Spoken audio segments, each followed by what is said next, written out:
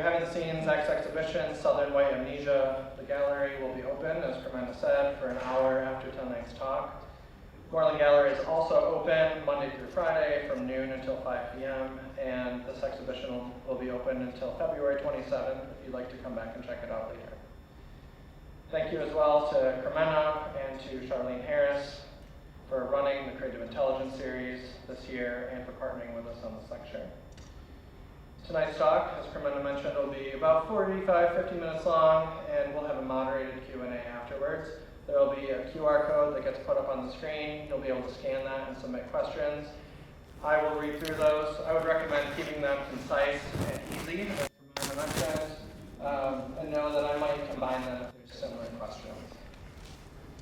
Zak Foster is a community-taught textile artist. His work and efforts stitch people together as well as bring together communities, ranging from the red carpet at the Met Gala to the pages of Vogue and the New York Times, to his podcast, Seamside, to the online community of quilters and textile artists from all over the world that he hosts as Quilty Nook. Zak's work focuses on story and narrative. His exhibition, Southern White Amnesia, examines family stories white Americans passed down through generations or allowed to be forgotten about the role of slavery and its ongoing legacy. These last several weeks, hosting receptions and class visits in the gallery have been filled with meaningful and thoughtful conversations with our community, and I can honestly say I found that Zak's approach through relatable materials of textiles and honesty about his own family's legacy with slavery in the United States opens a depth in people. Zak uses thread and fabric, found objects, and story to show us that we are bounded beings. We share history and kinship. Some of that history is hard and troubled. But sitting with it is what John Lewis would call good trouble, necessary trouble. It's through sitting with trouble that we find we are all people with shared emotions and are all curious, connected, thoughtful, and worthy of love. The humanity and humility in Zak's work mirrors him as an individual. The way that he shares ideas and care in his quilts is true, and also in the way that he talks about his work.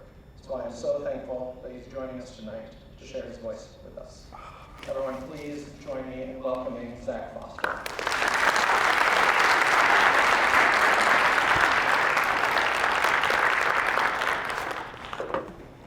Well, I can barely see y'all, but I know you're out there. Thank you. Appreciate y'all coming out. Thank you, Anthony. Thank you, Cremenda. Appreciate all the beautiful opportunity. You know, sometimes when I get together with folks like this, I think this is likely the only time in all of human history that we're gonna be together under one roof. And there's some magic in that, I think. Let's commemorate that magic. I'm gonna invite you to turn to your right or your left and greet your fellow human who just happens to be alive in 2026 at the same time you are. Greetings can be highs, they can be holas, they can be nods.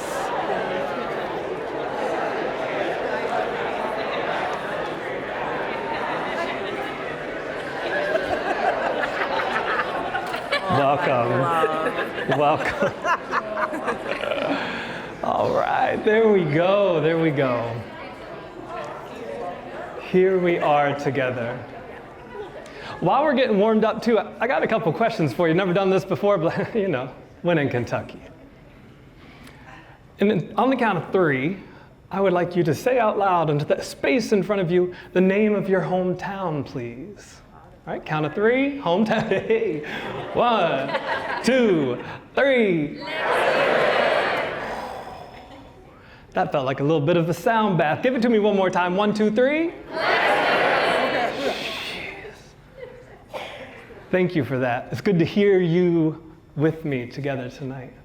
It's important to think about, I believe, where we come from, because while we may still be in that place, or maybe life has moved us somewhere else, where we come from gives us some kind of a code or a script that we often, in many ways, might be enacting over the course of our lives. So thank you for bringing your hometowns and your home places into this space.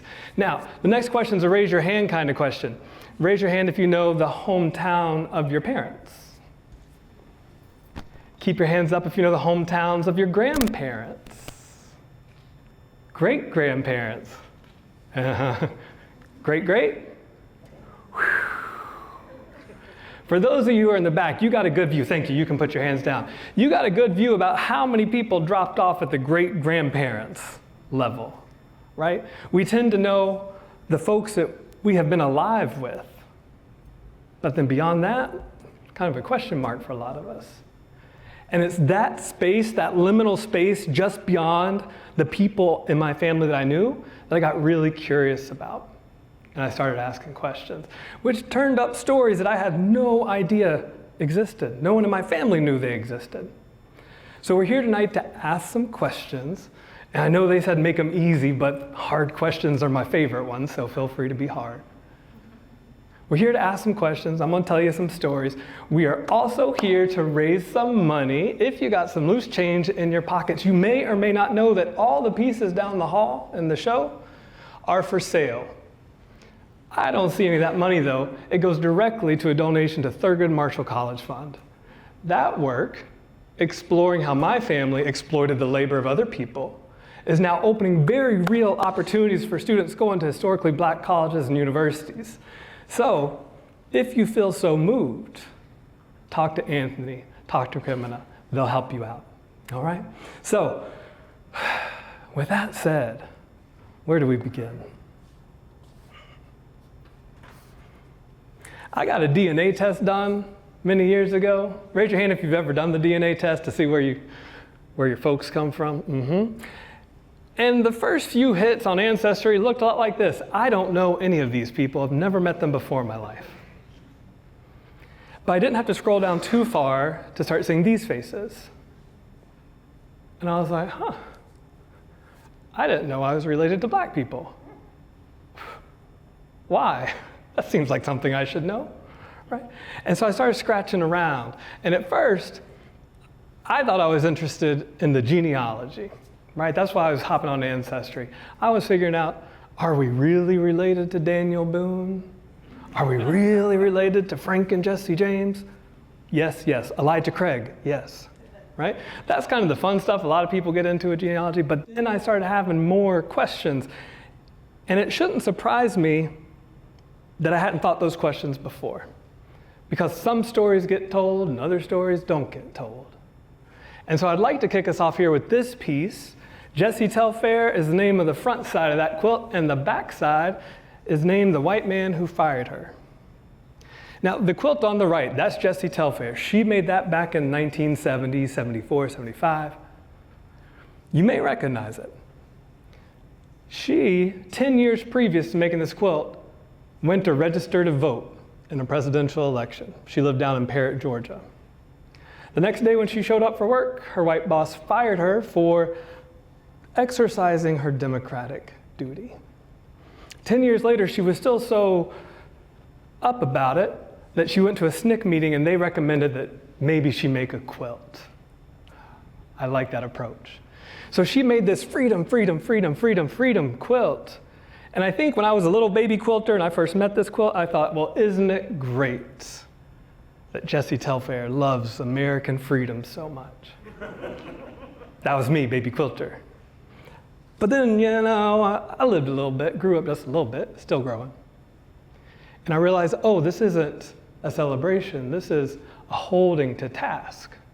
This is a holding accountable. If we say we're about freedom, what does that look like?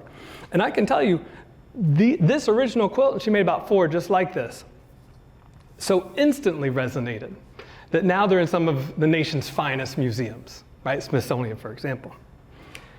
Her grandkids and her great-grandkids know Jessie Telfair's story and what she brought to her family.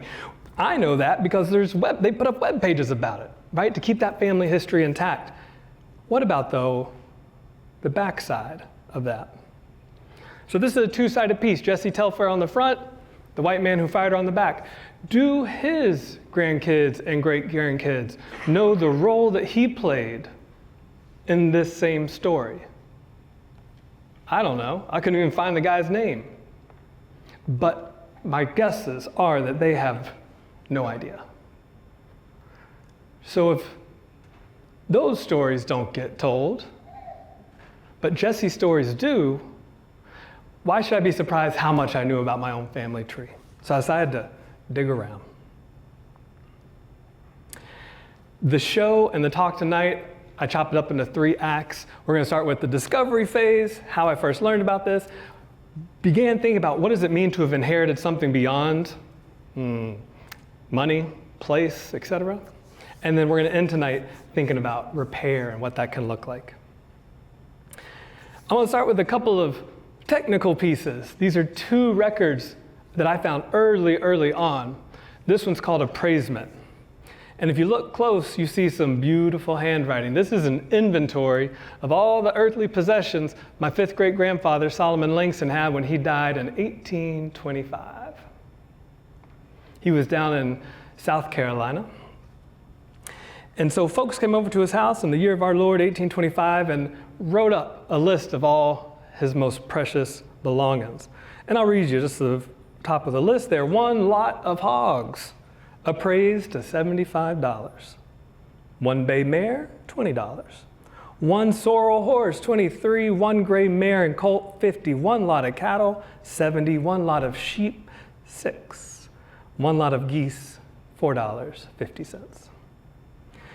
Immediately after 1 lot of geese, we start seeing some human names. I'd like to say their names now. We have 1 Negro woman, Jane, and her son, Clark, $500. 1 Negro girl, Eliza, $400. 1 Negro woman, Leah, and her daughter, Pamela, $600.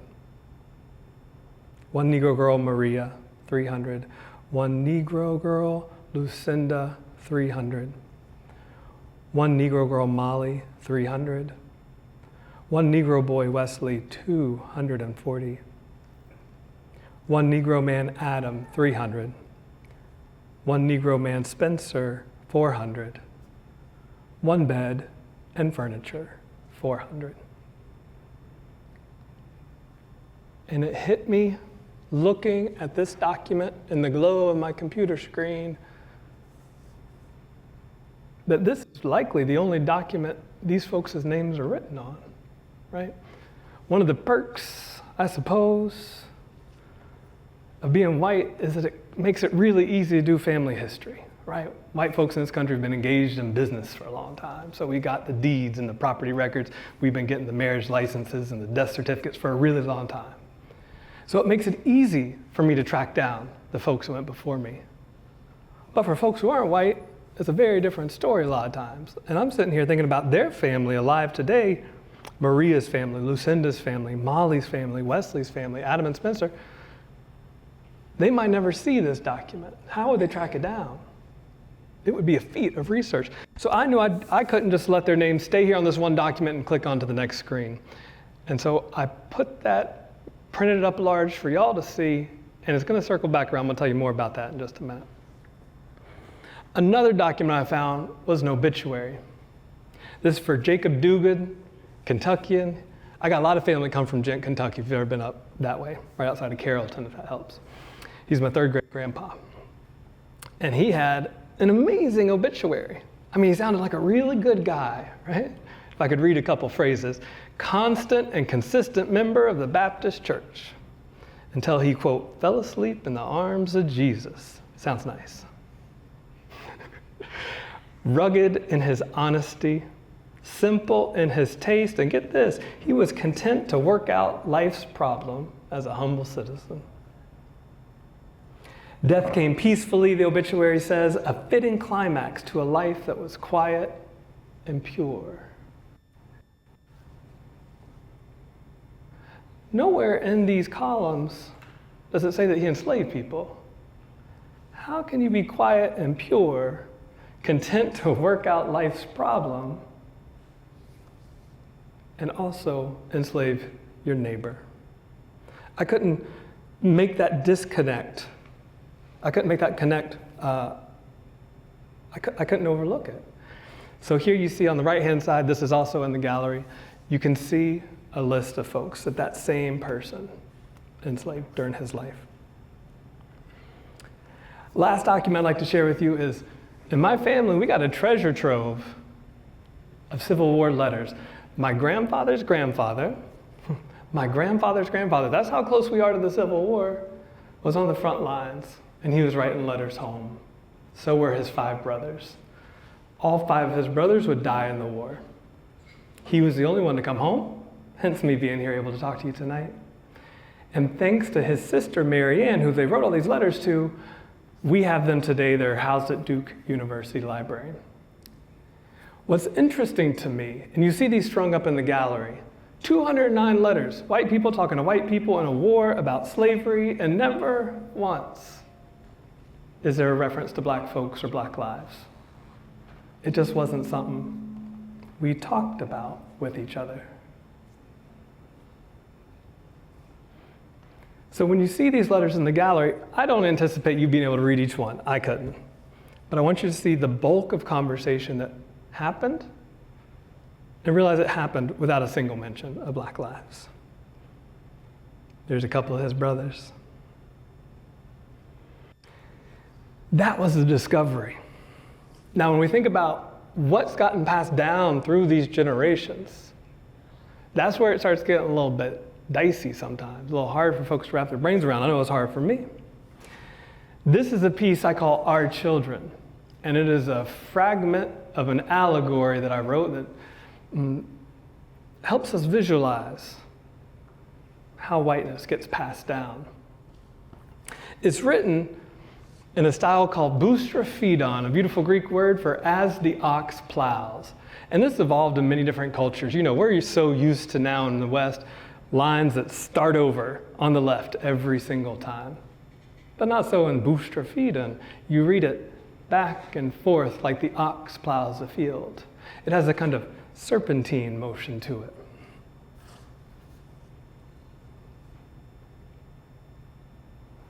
Our children. Side note, when I say our, this entire collection is explicitly geared to the white viewer, right? One white person talking to other white people about the inside interior work that needs to be done. So when I say our, I realize not everybody here tonight addresses that way, is white. Just wanted to clarify. Our children are born with a snake in the crib. Another note, if I walk into a baby's room and there's a snake in the crib, I would drop everything, including my telephone, to go get the snake out or the baby out, one or the other. That's not what always happens, though, in the land of allegory. Our children are born with a snake in the crib. This guardian serpent whispers silver-tongued seeds into the open ears of our children that bloom later in life. Whispers like, all this belongs to you. Whispers like, you have all this because you worked so hard. Whispers like, they don't work hard like you.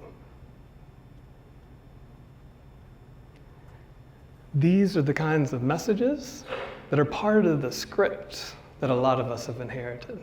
And we might not even realize it. But they're whispers. They're there.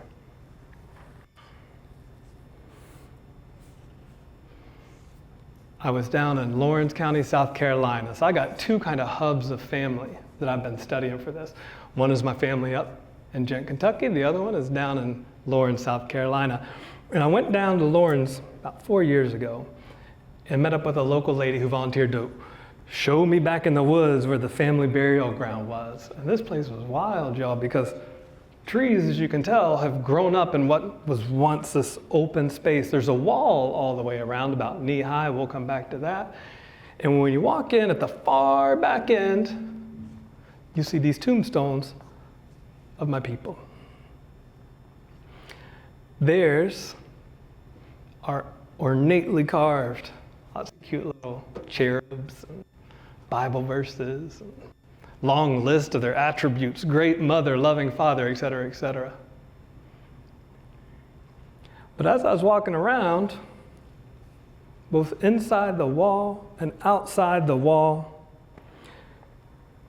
there were these concave indentions in the ground. And at one end, there'd be a single rough-hewn field stone. That's a rough rock.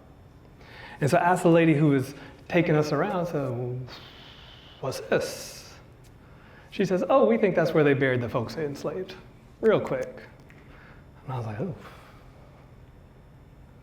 And for me, what became crystal clear in that moment, in a way that I'd never seen it before, was how whiteness acts as a gatekeeper, will keep some people in and some people out. In this case, very specifically, here we have white folks deciding which of their favorite black workers get to be buried inside the wall with the family, and who doesn't get that placement and is buried beyond the wall.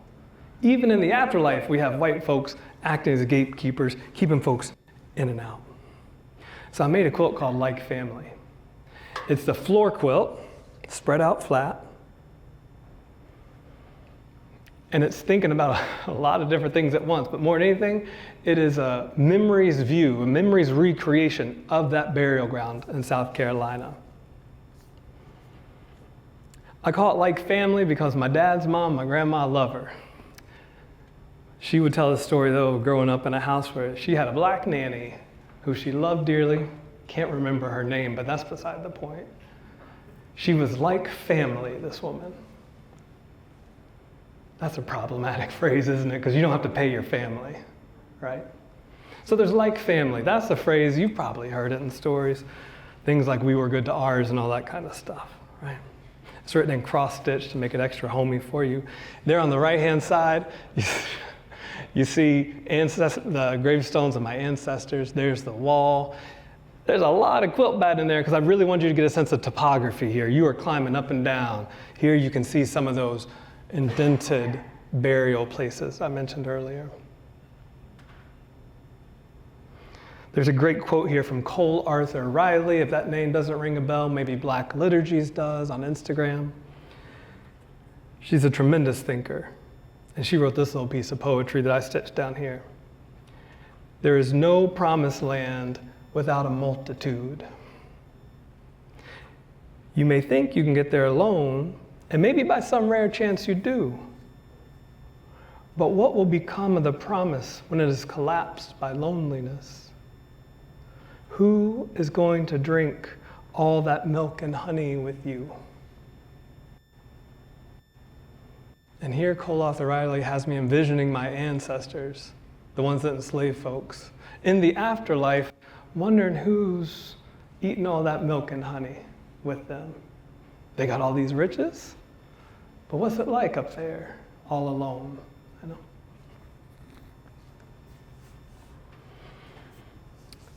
All these works are kind of living works in a way, because when I first made this piece, you see it on the left in 2023, well, it never stopped learning, right?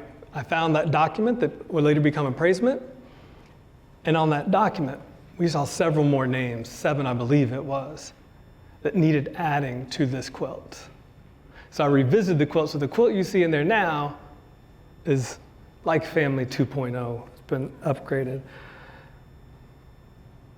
It makes me happy to be able to create this memorial. Sad though that it has to happen. I got this quilt from my in-laws. It was ratty. In fact, I tried to turn it down a couple times, but they were insisting that I take it and do something with it. So I took it. I took it in the end. This is made by Cora Bell Eisenbeis, the second great-grandmother of my partner. And you can tell it's shredded. What's incredible, though, about this quilt, and what got me so excited about working with it, was she didn't use quilt batting on the inside. She used an old chenille bedspread and an ace bandage down the side. And because she chose this chenille bedspread, and if you can't picture in your mind what chenille looks like, it's got all these really dense lines of stitching, right? So it kind of poofs up off the surface. Because she made that decision back in the 1950s when my father-in-law was born, that put into action a sequence of events that would cause this quilt to look like this today. Generations ago, decisions were made that are still having effects on the world as we look around. And so I found this to be a object lesson of sorts. This is what I want to say when folks say, oh, but it was so long ago. Not if you ask this quilt that question. Right? Things still happen. So what I did is I just hand stitched down about 6 yards of black silk chiffon. I wanted to draw your attention to one particular pattern of abrasion that I thought was particularly nice. Told the story. So much like a document you might see on television or something, they mask it out. I wanted to mask out everything, but the part I wanted you to see.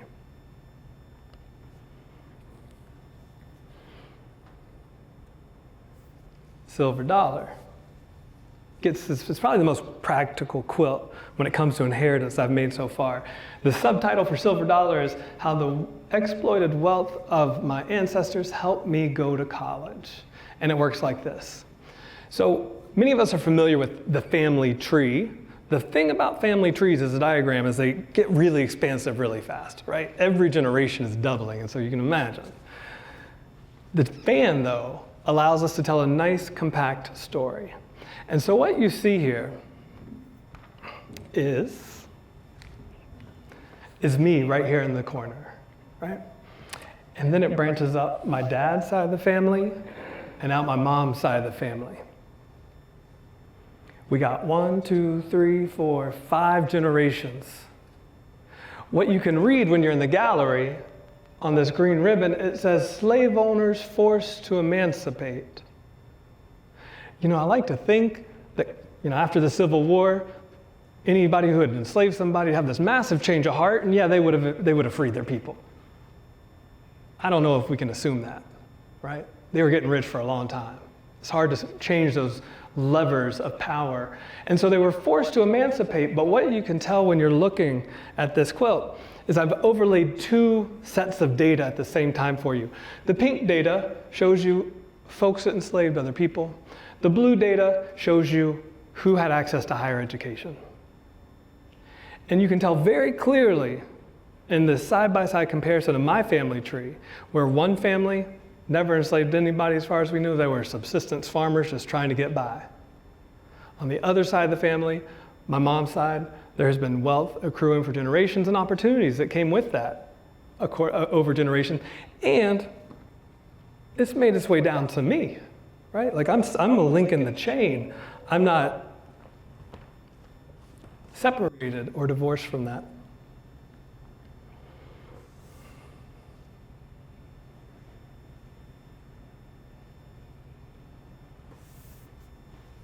Can't cancel your family.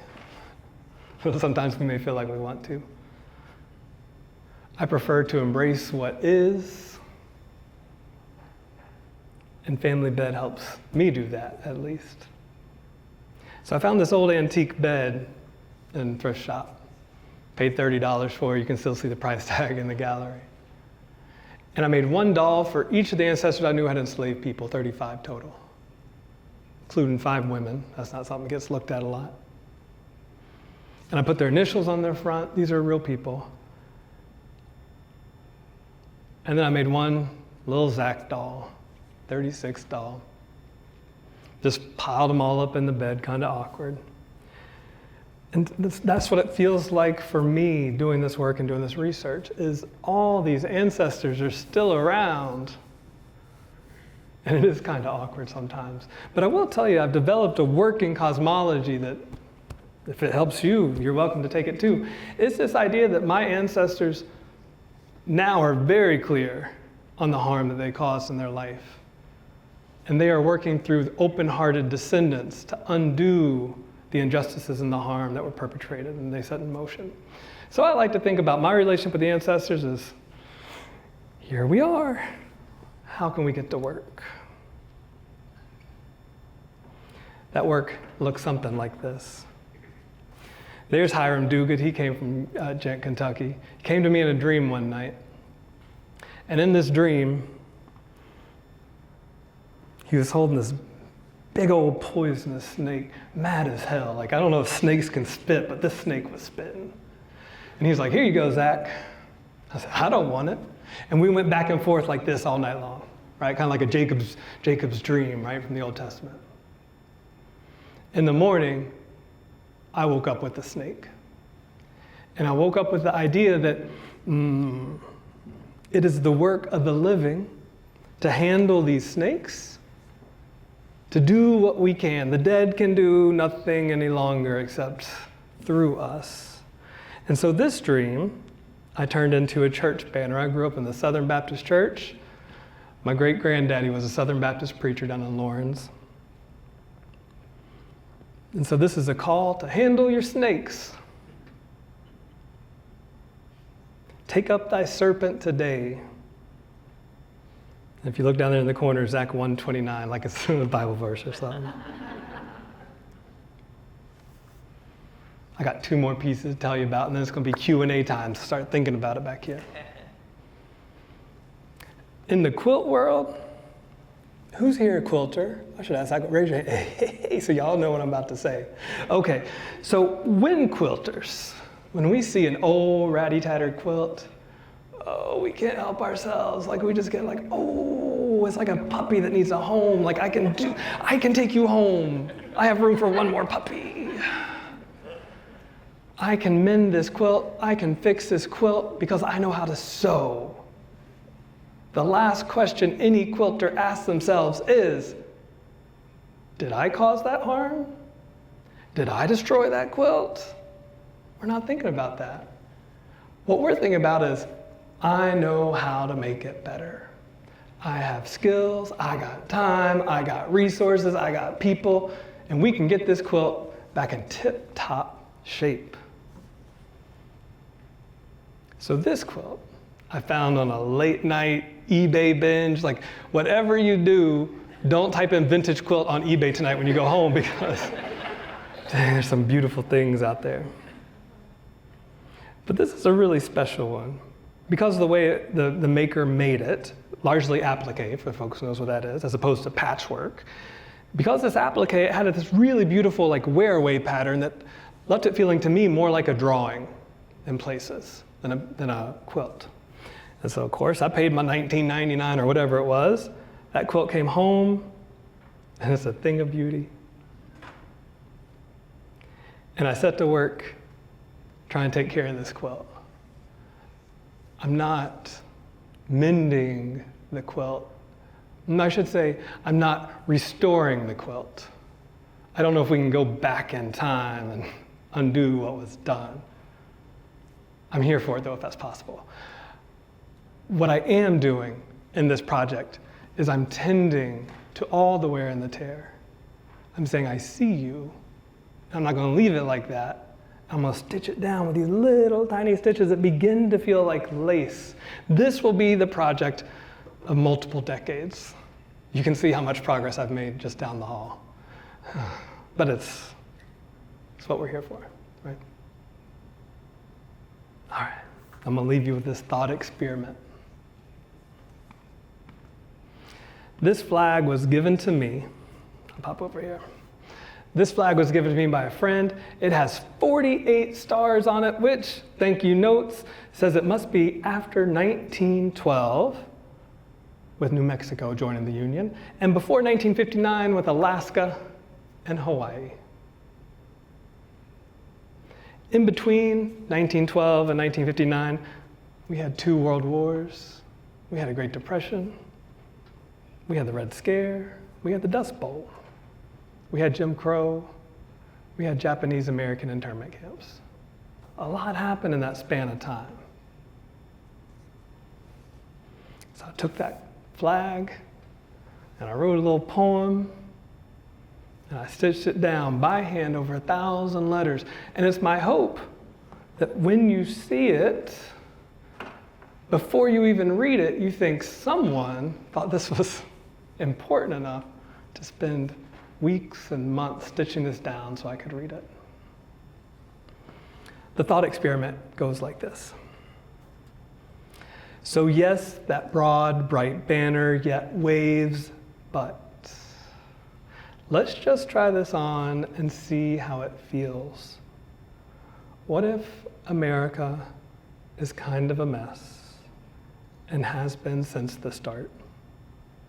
Because we literally broke into someone else's home and started squatting, and our leaders gambled on the decently good idea of democracy, even if they didn't mean it when they wrote all men, forget women, are created equal. And we had no idea how big this place actually was or even what dinosaurs were, but we wanted to get rich quick. So we kidnapped men, women, and children and brought them here so far from home to work for us. And God said we didn't even have to pay them because we were actually doing them a favor, Jesus and all that.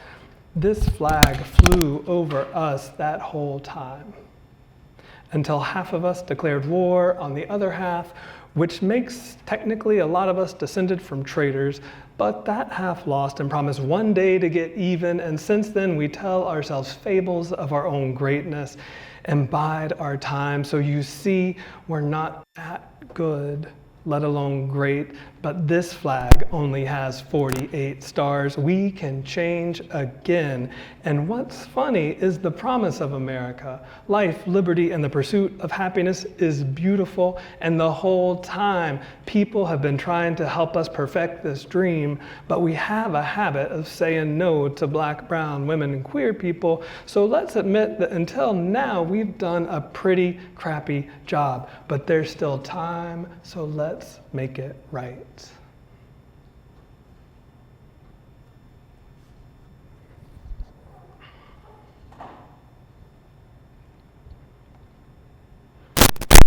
So I think about these faces a lot.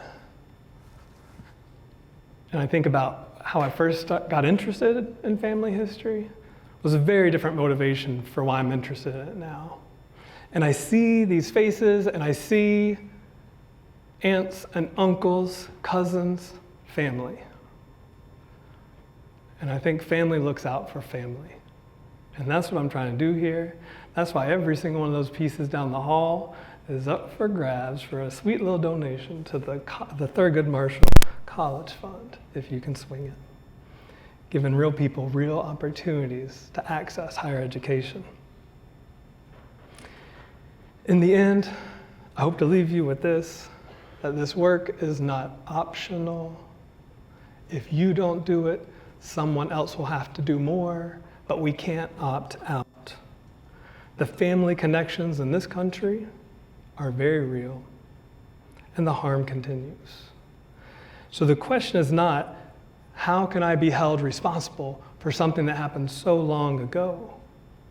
The question rather is, what can I do about it, given what I have at my disposal? Step one might be looking into your own family tree. Might be supporting organizations like Black Lives Matter and Thurgood Marshall. Might look like having conversations with your own family. But whatever it is, it's not optional. I look forward to your questions. Thank you.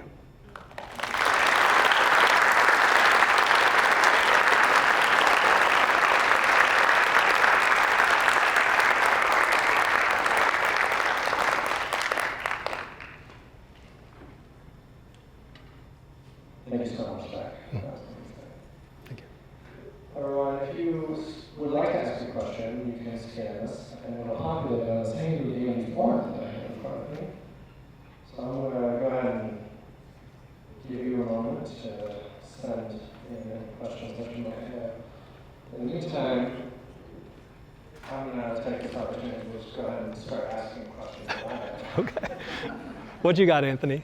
I guess to begin with, you thinking about your relatives, and when you started doing the work, the ancestry work, and you realized that you had this much broader extended family tree, have you shared any of this work with any of your relatives? either broadly or narrowly, and how they responded to it. Yeah. So is this thing on? I think they cut me off. I think they're going to jump back and forth. Maybe. Tot. I mean, I was a teacher. I can just talk real loud. Can y'all hear me on the back row?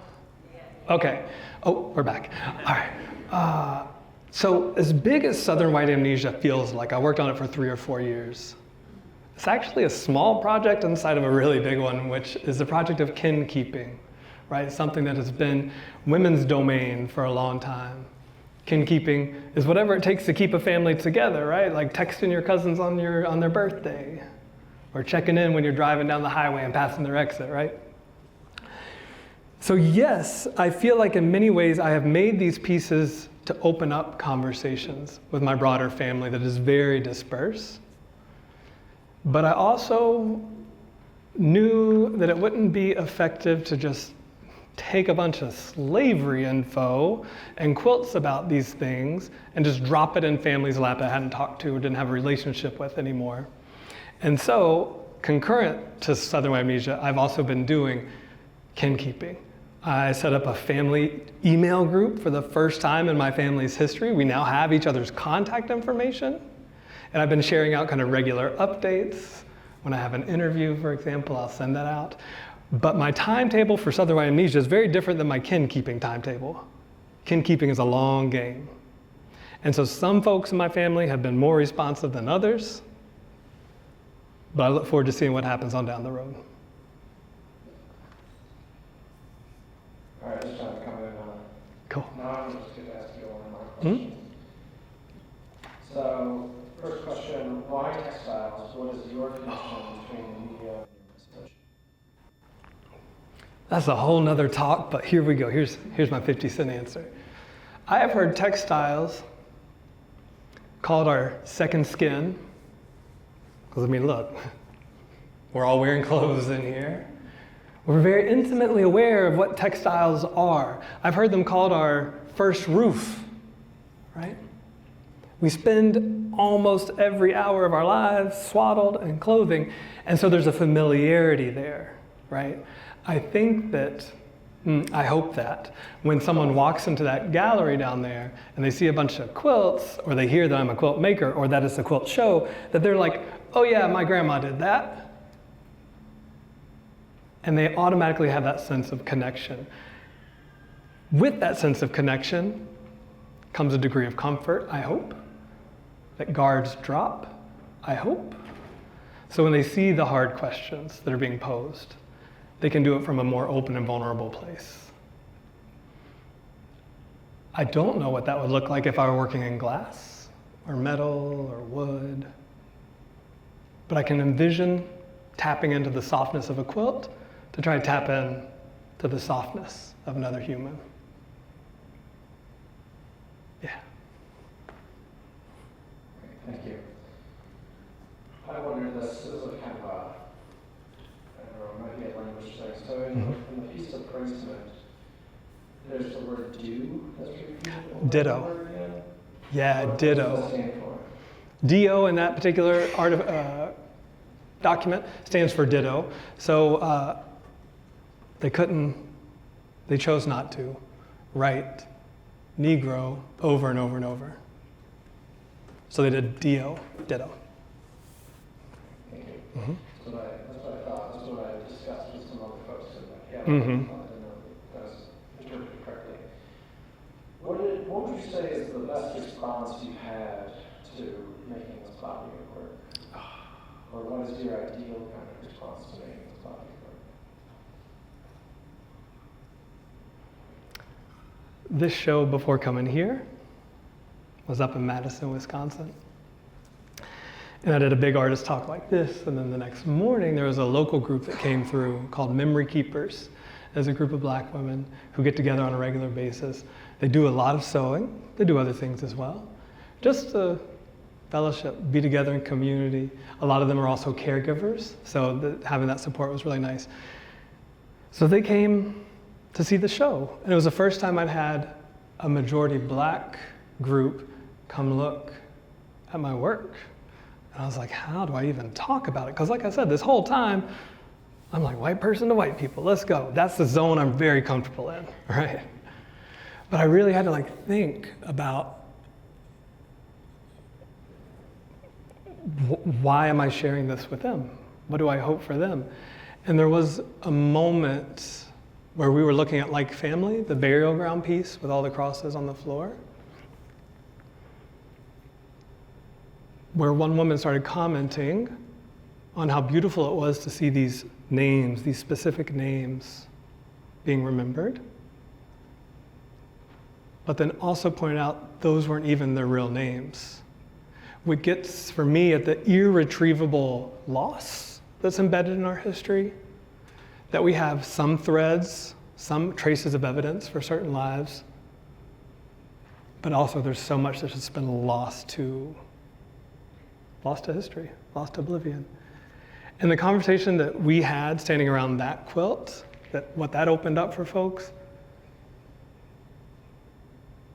it was an honor to be a fly on that wall, to be there.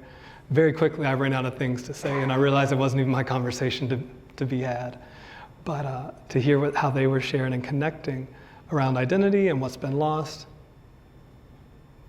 felt, and I heard them, we were talking about this afterwards, there was a degree of catharsis, there was a degree of, we got to get this out, right? So that was the moment I carry with me. Thank you. I have a few different questions that relate to religion and spirituality. I'm going to try to connect them. So religion and spirituality is woven together in your work. Can you talk about your history growing up Southern Baptist, if you're an ex-Baptist artist, and how you're grappling with the work of religion and spirituality within your work?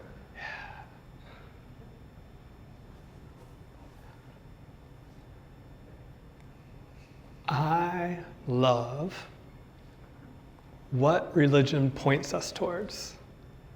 I love the poetry of religion, the images of religion.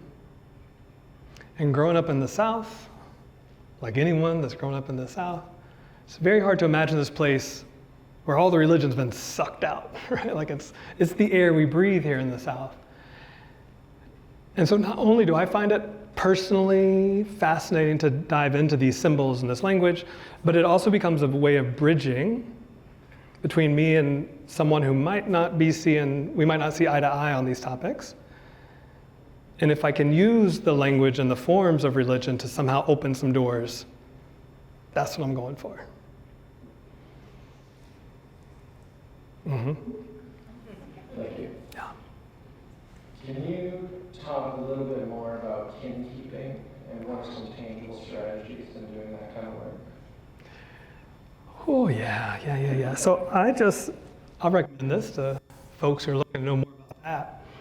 I just recently listened to a conversation with Ezra Klein and Priya Parker on his show, Ezra Klein Show, about why it's so important to gather. And I think gathering and kin keeping share a lot in common, right? Kin keeping and gathering both are trying to keep those ties that can decay and atrophy over time and try to keep them strong and solid.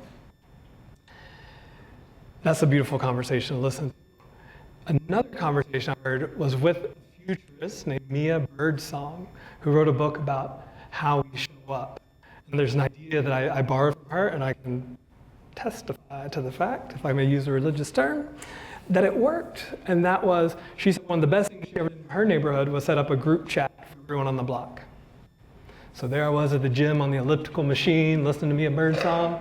I said, that's what I'm gonna do. I'm gonna go home and set up a group chat. And so luckily, I live on a small street, so that was easy to do. Got everybody on that chat. And the idea here, Priya Parker says the same thing in gathering, is we need to have those relationships in place while things are good, before the challenge comes, because the challenge will always come.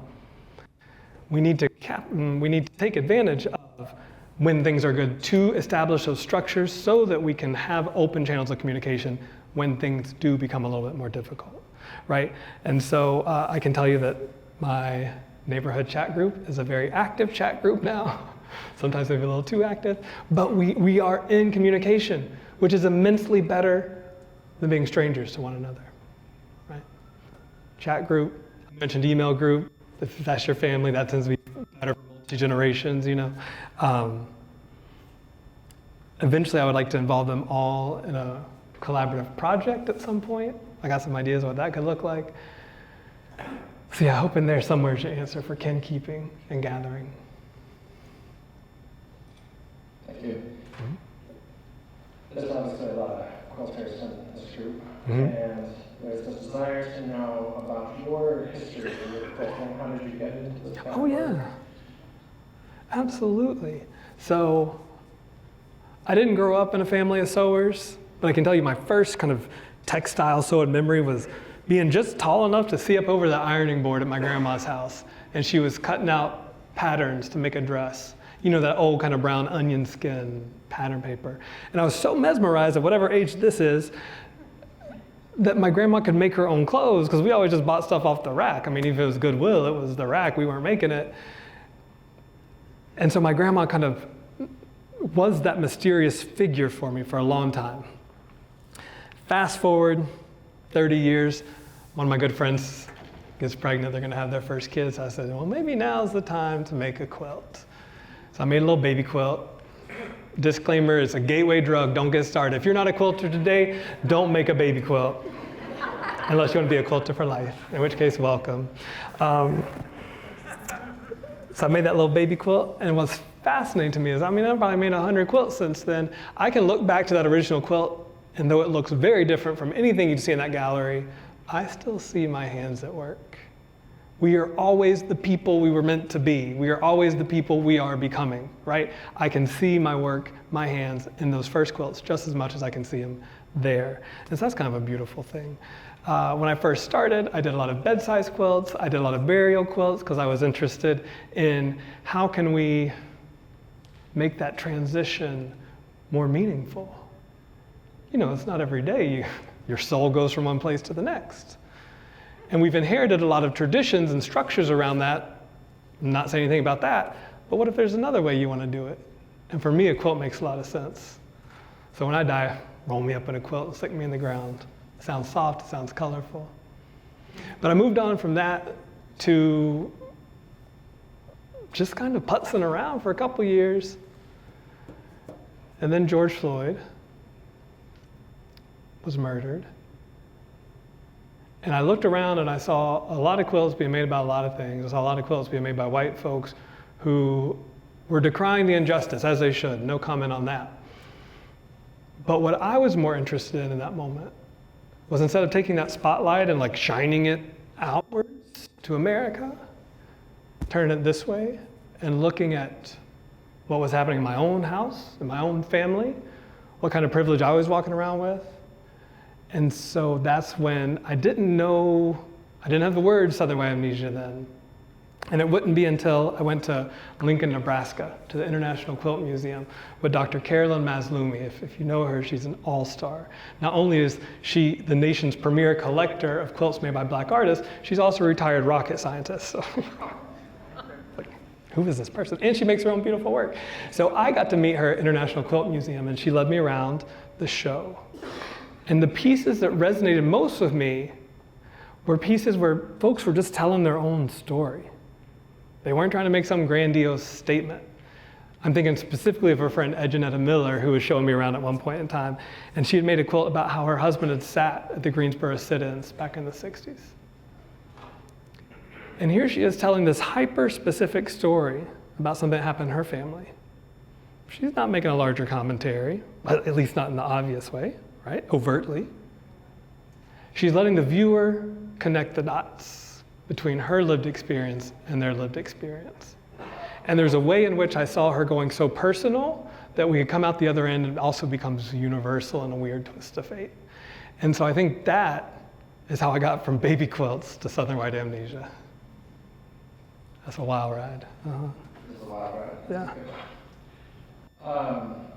This is going to be our last question. Okay. We're just a little over time. But I think that it's an important one, is that your work sits with a lot of discomfort. Mm. And it can be hard emotionally on you to make this work.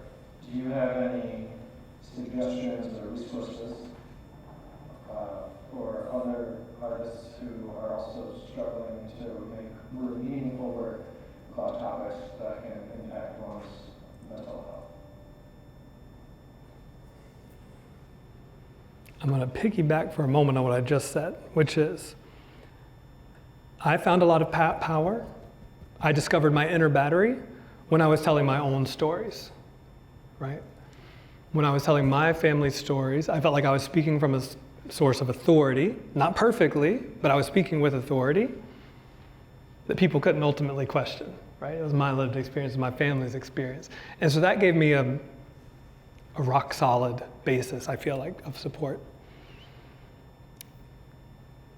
All of this quilt making, though, of course, was preceded by years of research, years of putting myself in uncomfortable situations, different situations like I didn't grow up in. You know, I grew up where I could count on, no matter where I went, whether it was church or a restaurant or the grocery store, almost everyone was going to be white.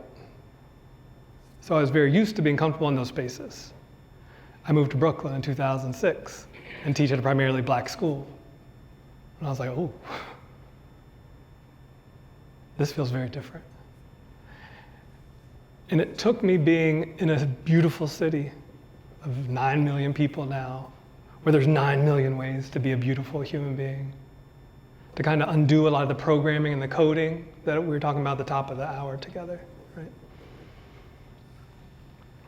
And so this body of work, like I mentioned before, sits in a larger body of life work, kin-keeping, and is also preceded by a long period of life work of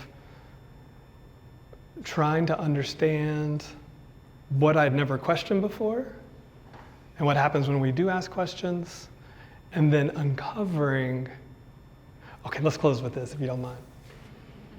So I just moved to a new house in Tennessee, and it's on a lot that has been overgrown for decades with wisteria, bittersweet, y'all probably know them, honeysuckle. It's covered. We see these vines scrambling over other living beings to get to the top, to get them that good sunshine at the expense of everyone underneath them. And a couple of weeks ago, I was tearing down those vines, and the living beings underneath, the smaller shrubs and the smaller trees, sometimes were a little malformed, maladapted. They've been holding that weight for so long. But what I look forward to in the spring is to see what happens when finally that sunshine with the vines out the way can get down to the understory. What can bloom? What can come up? Right now with my work, I still feel like I'm kind of in the overgrown vine territory. But I am hopeful for a future where there is more sunlight, where everyone has what they need to grow and flourish. It's possible. We see a world here, and I'm just beginning to see that world with my eyes. And I say that, this is what we'll close on. I'll say that because I got an email a couple weeks ago from my counterpart at Thurgood Marshall College Fund, name's LaShonda. And she's like, Zach, it's time to start divvying out these scholarships. And I could not have predicted, see, here it goes. I could not have predicted how impactful that moment, that email, because now we've raised over $43,000 to date, y'all. That's good money. Yeah, right? And I said, LaShonda, I don't know anything about scholarships. What do you recommend we do? Do we do one big lump sum? Do we do a dozen small ones? And she said, Zach, if you don't mind, let's do $10,000 scholarships. She says, I know students who have been able to quit their part-time work to focus on their studies, to do the thing they want to do to make the world the place they know it can be. And these scholarships are making that possible. 3 students are getting those scholarships this semester, and there's more to come. We are taking the world that we see and hear, and we're making a world we can see with our eyes. That's magic, that's art, that's being a human being who's alive and receptive. Thank you very much.